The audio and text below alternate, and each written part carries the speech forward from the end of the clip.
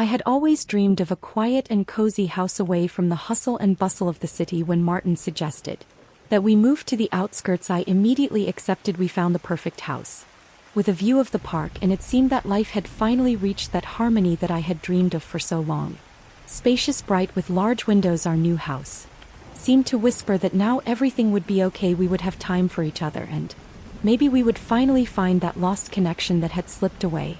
In recent times, the first days in our new home were full of joy, but also a strange feeling of emptiness. Martin was immersed in his work as usual, and the move did not change his schedule much. He left early in the morning and returned late at night, while I stayed alone among boxes and the smell of fresh paint. But in those days I even found something comforting in that loneliness. Time to get used to the new place, to put everything in order. One of our first neighbors was Victor, the man who lived across the street, tall, with slightly graying hair and a light and constant smile on his face. The lips, there was something about him, a kind of freedom and lightness that caught my attention from the first moment we met. By chance, when I was trying to carry some boxes to the house, he approached me and offered his help. Are you new in the neighborhood? Asked Victor with interest, with a light accent that betrayed his southern roots. Yes, we moved yesterday, I answered, with a smile, feeling a little uncomfortable with his kindness. That is how our friendship began. Victor turned out to be an architect and often worked from home. He was always kind,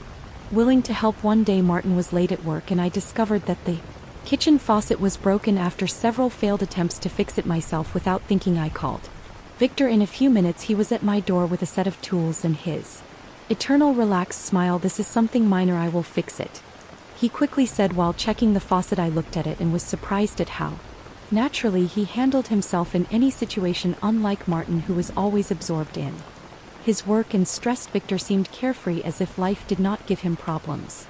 Thanks, I said when the tap was finally fixed. Martin is always busy, and I don't even know when we would have been able to fix it without your help. Well, now you can count on me when you need it. Something, Victor smiled, looking at me a little more than necessary. From that day on, we began to talk more often. At first our conversations were short, about life, the weather, or the house, but over time I realized that I enjoyed his company more and more. Our talks became longer, and his presence became more familiar and pleasant. With Victor, the first felt light, as if everything around me became a little brighter and simpler. Of course, I attributed it to a simple friendship. Martin worked a lot, and I simply lacked someone to talk to. Victor, he was that neighbor with whom I could talk about anything, but something in his attentive eyes and in his soft gestures began to unsettle me more and more. After the first days of getting to know Victor, little by little, I got used to our new rhythm of life. Martin, as always, kept disappearing at work, and our nights became more and more quiet and monotonous. I was missing that fire that once existed in our relationship, but I tried to convince myself that it was a normal stage of marriage. We were both adults, and these types of phases occur in any couple. However, life began to fill with something new. Victor began to appear more frequently, sometimes for some reason, sometimes just to chat. He would stop by for a cup of coffee or just for a moment to tell me about new projects or ideas. Seemed completely natural, and I didn't give it much importance. I had always loved my job as an interior designer, but I often missed having colleagues with whom I could discuss fresh ideas or the challenges of projects. Victor, being an architect, suggested that we sometimes discuss our professional topics. At first they were light conversations about the latest trends in design and architecture, but over time they began to turn into more serious discussions about possible projects together. Have you ever thought about working with someone as a couple? He asked me one day while we were sitting in my living room and I was showing him some of my ideas for the decoration of the house. I sometimes dream about it, but I rarely find someone with whom I can really create something interesting, I answered, smiling. Usually my projects revolve more around clients than my own ideas. And you also prefer to work alone? Victor sketched a slight thoughtful smile. Yes, but lately I have started to feel that working alone can be quite lonely with your ideas. It would be interesting to work together. We could create something authentic that goes beyond the conventional projects. His words touched something deep inside me. The idea of working alongside Victor began to hover more and more in my head. He had that vision that inspired me, and I began to look at him with a new admiration. Our conversations that at first were merely professional became more and more personal, sometimes with slight hints of flirtation that I tried to ignore. One day Victor came to see me with a new idea for a project. We spent several hours in my office discussing details, drawing sketches, and joking about little things. At some point I realized that his presence at my side had become something daily and desired. It was so easy to be with him, so inspiring, and although my thoughts sometimes went into dangerous territory, I convinced myself that it was just a friendship. Nothing more. However, everything changed the day that Martin was very late at work and Victor came to my house again to discuss some detail of the project. We were sitting in the kitchen laughing about how absurd things can be, the interiors of some of our clients, but something in his gaze that day was different, deeper, more intense. I felt something forming between us that I could no longer ignore. When he accidentally brushed my hand, a shiver ran through my body as if an electric shock went through me. The contact was brief, but it caused a strange tension in me. My heart stopped. For a second a thought crossed my mind. What just happened? Quickly I looked away and tried to concentrate again on the conversation, but from that moment our chats and encounters were no longer the same. Every time I saw Victor, the first realized that I thought about him more than I would like to admit. I tried to convince myself that it was all a game of my imagination, that it was just a friendly connection, that I was exaggerating in my thoughts, but every day it became more difficult. Victor was too close, too attentive, and although I still did not fully admit it, something inside me had already changed. Several weeks passed since Victor and I began to work on the project, and our meetings had become almost routine. I tried not to give importance to the tension that arose between us, convincing myself that they were just moments related to work. Martin, as always, was immersed in his work and came home too late to notice any change in my behavior. One night, Martin decided to organize a dinner for our friends. It was one of those rare events in which we could disconnect from everyday worries and spend time together. He invited me to several of our mutual friends, and to my surprise he included Victor in the guest list. I thought it would be good for Victor to meet our friends, Martin explained to me when I gave him a surprised look at the list. After all, he is your colleague in the project and also our neighbor. We should get to know him better. I nodded, but inside I felt a strange feeling of uneasiness. Having Victor in the same circle as Martin and our friends was something unexpected. I couldn't get rid of the feeling that this would be a test of my self-control. The night came quickly as always. He took care of the organization in the kitchen while I took care of the table decoration and creating a cozy atmosphere. The guests began to arrive, and when Victor appeared I felt like my heart began to beat faster. "Hello, Julia," he said with that smile that always made me feel a little uncomfortable. "What a lovely night. I'm glad to be here." "I'm glad you came," I replied, trying to remain calm. Throughout the evening Victor was attentive and friendly as usual. They socialized easily with our friends, joked with Martin, and kept the conversation going as if he were an old family friend, but every time his gaze stopped on me I felt how that same tension arose between us that I tried so hard to ignore. Martin threw me some surprised glances when he noticed how absorbed I was in my conversation with Victor.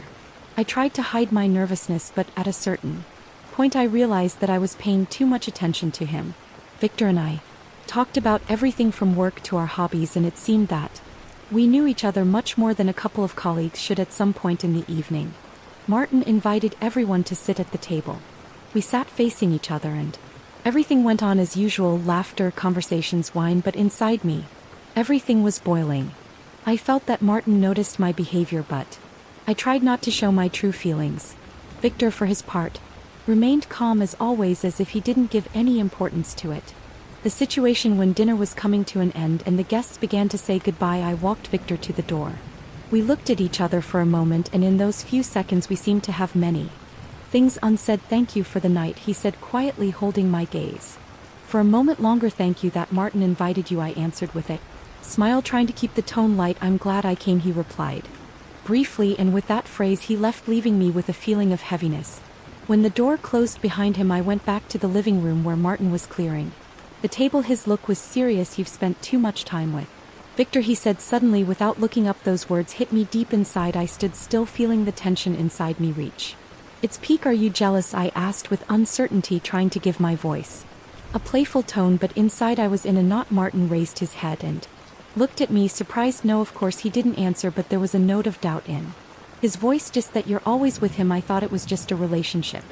Work, but it seems that they have become very close." I was paralyzed, not knowing how to respond. A wave of guilt ran through me. Martin's words were too close to the truth that I myself was trying to hide. "It's just work, Martin," I responded quickly, approaching him, trying to calm him down. "We only talked about the projects, nothing more." He nodded, but his gaze was still distrustful. I knew that this conversation had not ended. For the first time in a long time I realized that something was really changing between Victor and me. A few days passed since that unfortunate dinner, but the tension at home did not dissipate. Martin became more reserved and his attention to the details of my behavior only intensified. I felt it in every look, in every gesture, although I tried not to mention Victor. Our conversations became shorter and the few moments that we spent together at home were tense. Inside me a feeling of anguish grew. I understood that our relationship was breaking down and it was my fault. One morning when Martin was already at work, I received a message from Victor. It was short and unusual. Julia, can you come? I don't feel well. Asterisk. My heart immediately began to beat faster. A mixture of worry and nervousness invaded me. Something was not right and I decided not to delay. I quickly put on a jacket and headed to his house, which was right across the street. On the way, my thoughts tormented me. What was wrong with him? Why had he written to me? I tried to push any suspicions from my mind and focus on one thing. Help it.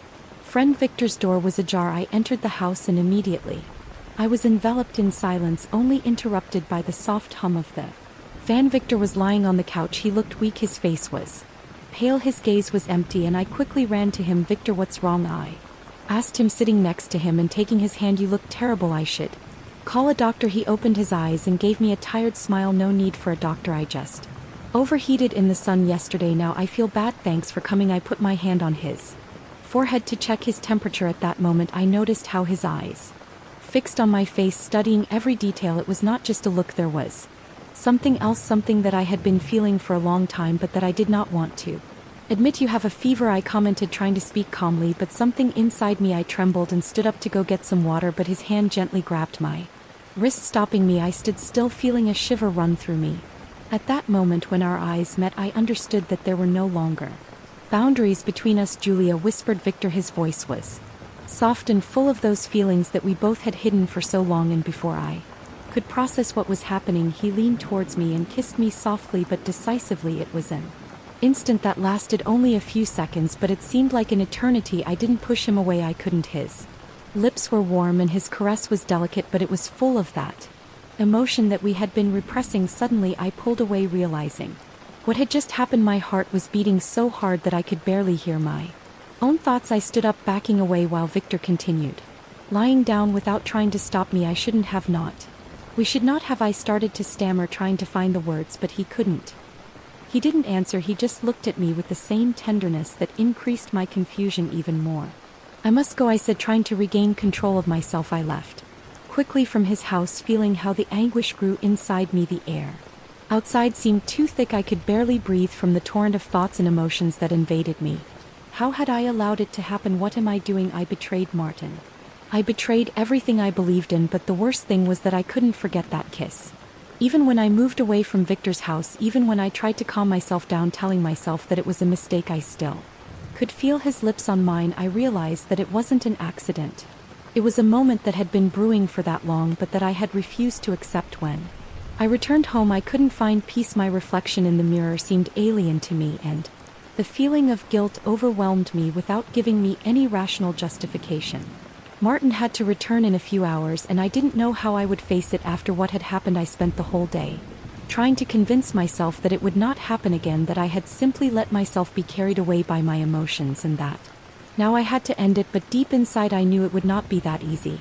After that kiss, I was in a constant state of anxiety. My mind tried to push away what had happened as if it were a mistake that could be easily corrected, but with each day that passed, I realized that the situation was getting out of Victor's control, cutting off our communication to protect my marriage and myself. But life had other plans. In the following days I ignored his messages. Martin, as usual, left early for work, but now when I was alone at home, the silence became unbearable. That silence reminded me of every moment I spent with Victor and how I had crossed a line that I did not want to recognize, but I remained firm. I did not answer his calls or open the door if I heard his steps near the house. Of course, Martin felt my tension, but he did not ask questions. He seemed too immersed in his work, and I trusted that the problems would resolve themselves if I gave him time. However, a barrier grew between us. Our conversations had become superficial, brief, as if we were both afraid to touch on some important subject. I felt how my heart was moving away from him, and that broke me inside. One afternoon, Martin suggested that we spend the weekend in nature, thinking that it would be a good opportunity to recover our closeness. We went to His parents' country house surrounded by forest and a lake to escape the reality for a few days that was supposed to be a kind of salvation for us, but the tension that had already taken root in our relationship did not allow us to relax. At first everything seemed fine. We sat by the lake, enjoyed the sunset, and Martin even tried to tell a joke that at another time would have made us both laugh, but now I just smiled weakly, realizing that I could not concentrate or feel at peace by his side. My mind constantly went back to thinking about Victor. Lately you have been behaving strangely, said Martin, breaking the silence. It startled me. I expected him to mention the subject so directly. What do you mean? I asked, trying to stay calm, although inside I felt a knot in my stomach. You are too scared. Something has happened. You have problems at work. His voice was soft, as if he did not really understand what was happening. I could not tell him the truth. I could not confess that it was difficult for me to be close to him, because every word, every look of his reminded me that I had betrayed him. Instead of that's what I tried to divert the conversation. Everything. It's okay, Martin, I'm just tired. Maybe you work a lot too and we barely see each other. I guess it's all just piled up. I need some time.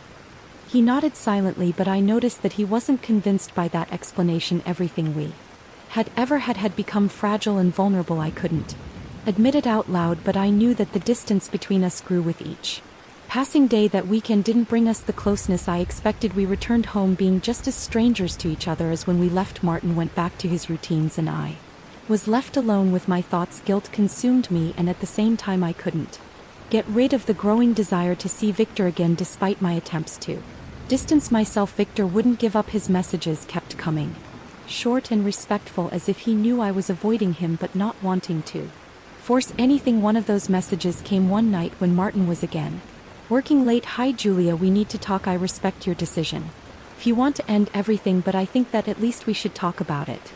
Victor *. Those few words made my heart beat faster. I knew I should keep ignoring him, but I couldn't. I knew that between us there was something more than just an accidental kiss. It was a connection that I couldn't break so easily. No matter how hard I tried, I stared at my phone screen for a long time before I gathered the courage to answer. Victor, the first, don't know what's going on with us. This shouldn't have happened. Give me time *. But deep down I knew that time wouldn't change anything. The attraction towards Victor wasn't just a passing passion. It was a feeling that grew inside me like a storm that was ready to break at any moment. And then I understood this fight wasn't over yet. Shortly after our tense trip to the wilderness, Martin left for a work conference for a week. When he told me, I felt a mix of relief and anxiety. A part of me was glad to have some time without the constant tension and guilt towards my husband, but on the other hand I knew that his absence would leave me with no excuses to resist my desires and feelings towards Victor. The next morning, when Martin was already on his way, I felt strangely empty. The house felt even more silent and cold. I tried to concentrate on work, but my thoughts about Victor harassed me at every moment. It was a strange combination of fear and desire that eclipsed all other feelings. That same night I received a message from Victor. Julia, can we see each other? I respect your wish to distance yourself, but I need to talk to you *. I stared at the phone screen for a long time before answering. My fingers trembled as I typed a short reply, come tomorrow morning. That night I barely slept. I tossed and turned in bed, tortured by conflicting thoughts. I knew meeting Victor was a mistake, but it was a mistake I couldn't get away from. It had already happened between us two. Stop now and forget everything. In the morning when I got ready, I tried to distract myself with household chores, but with each passing hour the tension inside me increased and I couldn't concentrate on anything else. Finally, when I heard a knock at the door, I felt how my heart stopped. I opened the door, and there was Victor, calm, but his eyes reflected the same emotions as mine. We stood looking at each other in silence for a few seconds before I moved away to let him in. I'm glad you decided to see me, he said. As soon as he closed the door behind him, his voice was soft and cautious, as if he understood the gravity of the situation. I'm glad too, I answered, trying to hide the tremble in my voice, but I don't know how we should proceed. Victor came closer, and in his eyes I saw that passion that I also felt inside me. We both knew that the limits that we had tried to establish had long been broken. Julia, you know that this is not just a mistake, she said in a low voice as she came closer. Between us there is something real. I couldn't answer. My heart was beating hard and I could no longer resist. A moment later he was so close that before I knew it our lips met again. This time it was not casual nor shy, but determined, deep, and there was no resistance in me anymore. I let myself be carried away by him, allowing myself to forget everything. For that instant our hands moved on their own as if they had always known what they should do. We didn't say a word, we simply lost ourselves in that moment. In that instant all reality disappeared. We were at that point to which this unpredictable game had let us each caress of Victor. Each one of his looks gave me what I had not found in my relationship with Martin for a long time. It was freedom, a storm of emotions and energy that I had lost a long time ago.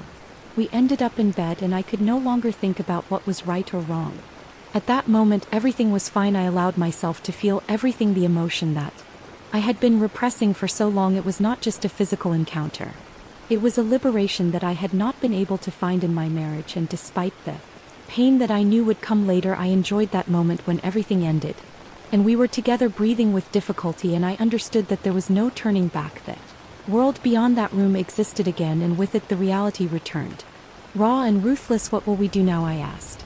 Breaking the silence, Victor turned to me. His look was serious, but there was no fear or regret in his eyes. I don't know, Julia answered in a low voice.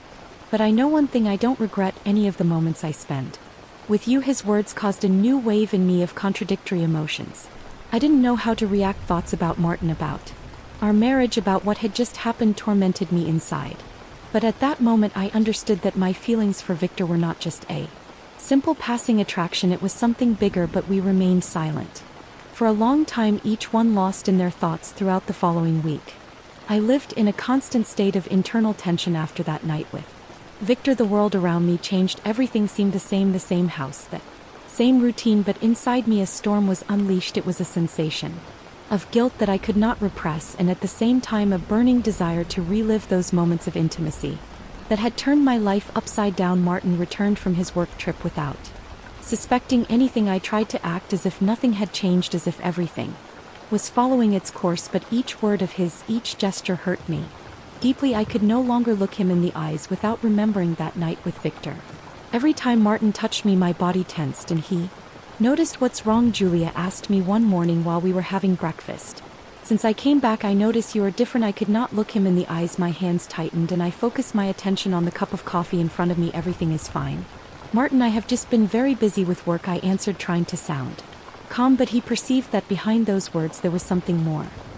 He frowned but did not insist on continuing the conversation. However, his distrust grew every day. I saw it in his gaze, in how he began to observe with attention each one of my movements, as if trying to find out what was really going on. But I couldn't and didn't want to tell him the truth. I was too cowardly to confess my betrayal, although I knew he deserved to know.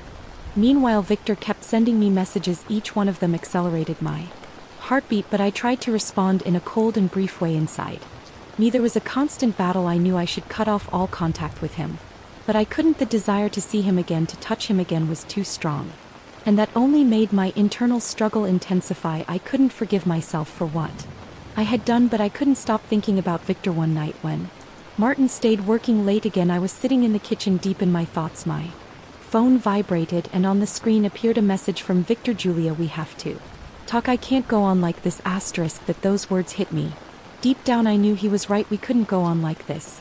But instead of answering him, I got up from the table and put the phone in the pocket. I didn't know what to do. The pain of betrayal was destroying me inside, and I couldn't keep living this double life. When Martin came back, I was sitting in the living room trying to put my thoughts in order. He noticed my state and approached me, sitting next to me. Julia, what's going on with us? I feel like you've distanced yourself. I can tell that something has changed between us. Her voice was full of concern, which only increased my guilt. I couldn't keep keeping myself, and I covered my face with my hands, unable to contain the pain. Martin, I don't know how this happened, I began to say between dull words. I've done something I shouldn't have. I've betrayed you. He remained motionless. His face turned pale, and I felt like the world around me was collapsing. My words finally came to light, and that was a point of no return. What are you saying? He slowly pronounced, his voice trembling with innocence. I couldn't keep hiding the truth. I told him everything. Our meetings with Victor, how we got closer, and that night that I could never forget. Martin, I listened in silence. His face was empty, without emotions. I saw how each word plunged him deeper into his own thoughts. Realizing that our marriage was broken when I ended, the silence filled the room. Martin did not move. He was just sitting, staring at a fixed point. His eyes seemed empty and his face was lifeless. I finally said in a low voice, getting up from the couch, I can't believe that you did this. You destroyed everything. He began to pace back and forth as if He couldn't find a place to stay and his hands were shaking. I wanted to say something, try justify myself, but I knew there were no words that could fix what happened. I can't keep living with you, Julia said. Her voice was cold and determined. I won't be able to forget it. I won't be able to forgive you. With those words, Martin left the house, leaving me alone in a devastating silence. I stayed seated in the same place, feeling how reality crushed me. In a single instant I had lost everything: my husband, my family, the hope of being forgiven. Martin, he didn't come back that night. My betrayal had been the end of our marriage, and I knew that nothing would ever be the same again. After Martin left, the house was plunged into a deafening silence that seemed to absorb me completely. I stayed seated on the couch, not knowing what to do. Inside, everything seemed empty, as if someone had taken all my emotions, leaving only the pain, a silent but corrosive pain. Martin didn't come back, neither that night nor the next day. He had left, and I knew that he would never want to see me again. The third day after his departure, I tried to contact him, but his phone was off. I sent several messages that were never read. I understood that Martin wanted to completely disappear from my life, and that tore my heart into pieces. Despite all the pain, despite the betrayal, a part of me still clung to the hope that maybe we had a chance to fix things. But every day without his answer was like one more blow to that hope. In those days, Victor did not stop trying to get in touch with me. His messages were insistent, but I ignored them. After Martin knew the truth, I felt empty, guilty before him and before myself. I could no longer continue with Victor despite the feelings that still lived inside me. My betrayal had destroyed my marriage, and I did not want to destroy even more lives. After several days, I finally decided to meet Victor. To put an end to this story, we met at his house. When I arrived, his face reflected hope, as if he still believed that between us there could be something, but in my heart there was only guilt. Thank you for coming, he said in a low voice. As he approached me, his eyes, they were scrutinizing me, trying to understand what I was thinking. I nodded, avoiding his gaze. Victor, I came to end it all, I said, gathering the courage to speak. I can't go on with this. I destroyed my marriage and I need time to sort out my life. I can't be with you knowing that all of this is the result of my betrayal. He took a step back, his face froze in an expression of disappointment and pain. Do you want to end it all? He asked in a low voice, as if he didn't believe what he was hearing. After everything that happened between us, yes, I answered, trying to keep my emotions under control. I can't keep lying to myself or to others. This wasn't just a mistake, Victor, it was a betrayal. I can't live with that. I can't continue our relationship knowing the damage I've caused. Martin, this was all a mistake. His eyes were filled with desperation, but he didn't say anything else. We stayed silent.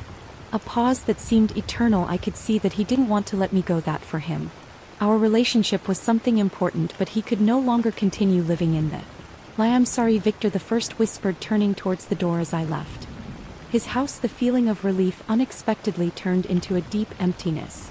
I knew I had made the right decision, but I also understood that I was now completely alone. Martin would not come back to me, and my bond with Victor had been broken forever. The next day, Martin came home, but not to talk. He came to pick up his things. I tried to talk to him. I asked him to have a conversation, but his eyes remained cold and indifferent.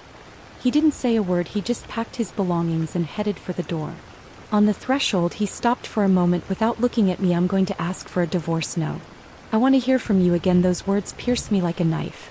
I knew I had lost everything, but hearing it from his mouth was too painful. I couldn't find the strength to tell him nothing. He left, and at that moment I understood that our marriage had officially come to an end. The woman I once was no longer existed. After that, my life seemed to have stopped. I woke up every morning, feeling how the pain spread inside me like a silent and endless wave. Every memory of Martin, every thought about what we had been made me shudder with pain. I had lost him, and only I was to blame. Victor tried to get in touch again, but I could no longer answer. I knew that continuing our relationship would not make me happy. It would only increase my guilt, and he himself understood it. A short time later, a few days after Martin collected his things, Victor stopped writing. He realized that there was no future for us now. I was left alone in our house that seemed empty and cold. This house that was once full of dreams about the future had become the place where everything ended. I knew that my actions had brought me here, that I had destroyed my life and the lives of those I loved. Weeks passed, and the silence that filled the house after the Martins' departure became part of my new reality. Every morning when I woke up in bed, I looked at the empty side where my husband had previously slept, and I realized that I was now alone. Loneliness enveloped me like a suffocating fog, and it seemed that with each passing day I sank deeper into that state of hopelessness. My attempts to put my life back together failed. The meaning of existence disappeared, and I could no longer find the strength to continue fighting. Martin filed for divorce.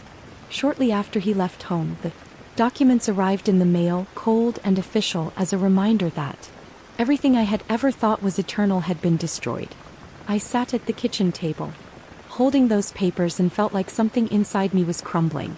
I could not hold back my tears, knowing that this was the end of our love, of our plans for the future of our life together. I signed the documents without trying to dispute anything. Martin had every right to take whatever he wanted. After everything I had done, I had no moral right to fight for anything. As expected, Victor also disappeared from my life. In the first few days after our breakup, he kept trying to keep in touch. But my silent responses made it clear to him that our relationship had no future. With each passing day, his messages became less frequent until they finally stopped coming. I knew his interest in me had been driven by the passion we had shared, but now that that passion had faded, we had nothing in common left. As I was left alone, I began to realize how much I had underestimated my happiness with Martin. I was convinced that our relationship had lost its spark a long time ago, that I deserved something more, that my attraction towards Victor was an opportunity for something new, but I was wrong. It was a mistake that destroyed my life and Martin's. I chose fleeting emotions instead of fighting for what was real. The days passed in monotony. I no longer worked in design. My job had stopped giving me joy. The nights became unbearably long. I sat in an empty house surrounded by memories, and every corner reminded me of what I had lost. The place that was once our home had now become a prison filled only with pain and regret. Sometimes I would go out for a walk down the street. I would pass in front of Victor's house, but I never stopped. Our paths no longer crossed. Surely he also understood that our past had no meaning or future. My days, they saw me as a black and white movie without bright colors, and every step reminded me of my mistake. I had once dreamed of a new life with new emotions, of feeling alive, but now all I had left was emptiness and the bitter realization that it was I who destroyed my own happiness. I was the cause of all my suffering. In the end, I understood a simple truth: happiness is not passing sparks of passion and emotion. It is not something new and exciting. It is the small moments we build with those who are by our side, and I let that pass. Instead of fighting for my marriage, I let myself be carried away by a momentary passion, and that led me to total ruin. Now I was left alone, and I would have to live with the awareness that it was I who destroyed my life. Often I thought of Martin in our best moments, and how we made plans for the future, and how he smiled when I told him my dreams, and each time it caused me unbearable pain, because those memories were the only thing I had left of our life together. My betrayal destroyed him, but I made my choice, and I would have to live with its consequences. If I could give advice, I would say one thing: don't make my mistakes. Don't let passing passions destroy what you have built for years, because a single mistake can destroy everything you loved. Now I only have this left: the silence and the pain that accompany me every day.